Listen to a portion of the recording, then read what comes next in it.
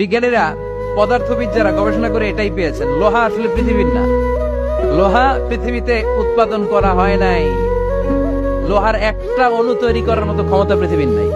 Even এই সৌরজগতের কোনো কিছু নাই। সূর্যের তাপেও লোহা তৈরি হতে পারে। লোহার ছোট্ট একটা অণু তৈরি করতে কমপক্ষে 1 কোটি ডিগ্রি সেলসিয়াস তাপের প্রয়োজন হয়। তার মানে এটা পৃথিবীর কোন উপাদান নয়, এটা আনজালনাল হাদিদ। আল্লাহ বলেন, মহাবিস্ফোরণের কারণে গলিত অন্য কোন তারার ভেতর থেকে লোহার উপাদান আমি পৃথিবীর ভিতরে এনে ঢুকিয়ে দিয়েছি। তার মানে পদার্থের কথা কোরআনে আছে না নাই? সূরাতুল হাদিদ, লোহার নামে একটা সূরা দিয়েছে আল্লাহ কোরআন।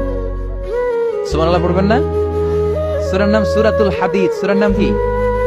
চিল্লায় বলেন, সূরার নাম সূরাতুল হাদিদ। হাদিদ মানে লোহা।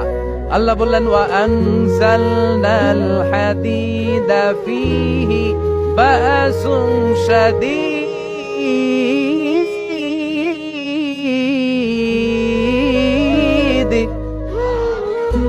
ওয়া আনজালনাল হাদিদ ফীহি বাসুন শাদীদ। আমি লোহা নাজিল করলাম আর লোহার ভেতরে আমি ভয়ঙ্কর শক্তি ঢুকাইয়া দিলাম। সুবহানাল্লাহ।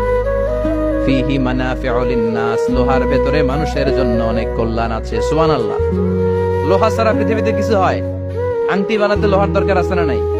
ঘড়ি বানাতে, গাড়ি বানাতে, বাড়ি বানাতে, মোবাইল বানাতে, হেলিকপ্টার, প্লেন, রকেট, মাইকের স্ট্যান্ড। সুবহানাল্লাহ। এমন কোন জিনিস নাই যেটার মধ্যে লোহা লাগে না। এজন্য আল্লাহ বললেন, এই লোহার নামে আমি একটা সূরা ডেডিকেট করলাম, ওয়া আনজালনাল হাদিদ ফিহি বাসুন শাদীদ। আমি লোহাকে নাজিল করেছি। আল্লাহ বলেছেন, খেয়াল করে শব্দটা শুনেন, ওয়া আনজালনাল হাদিদ। আমি লোহাকে উপর থেকে নাজিল করেছি। কি করেছি? কথা বলেন। তার মানে লোহা পৃথিবীতে ছিল না, নাজিল করছে কে? লোহা পৃথিবীতে ছিল? পৃথিবীতে ছিল। পৃথিবীতে থাকলে নাজিল করবেন কেন? এই যে কোরআনটা পৃথিবীতে আগে ছিল, নাজিল করছে কে? কোন ফেরেশতাকে দিয়ে? সাইয়েদনা জিবরাইল। কোন নবীর উপর? বিশ্বনবী মুহাম্মদুর রাসূলুল্লাহ। আল্লাহু আকবার। তার মানে ওই পৃথিবীতে ছিল না, আল্লাহ উপর থেকে নাজিল করেছেন। নুজুল মানে উপর থেকে নিচের দিকে আসা। এই নুজুল শব্দ ব্যবহার করে আল্লাহ বললেন, ওয়া আনজালনাল হাদিদ, লোহাকে আমি নাজিল করেছি। তার মানে লোহা পৃথিবীর উপাদান নয়, লোহা এসেছে উপর থেকে। কোন সুবহানাল্লাহ। এরপরে বায়োলজির কথা আছে না নাই? বায়োলজিক্যাল অ্যাসপেক্ট অফ মাউন্টেন্স, কেমন করে পাহাড়ি রেঞ্জ তৈরি হলো, আছে না নাই? ওয়াজআলনাল জিবালা আওতাদা, পাহাড়কে আমি পেরেক মেরে দিয়েছি। ওমিয়া কাঠের ভেতরে যখন পেরেক মারেন, পেরেকের বেশিরভাগ অংশ কাঠের ভেতরে ঢুকে যায়, উপরে দেখা যায় সামান্য, ঠিক কিনা?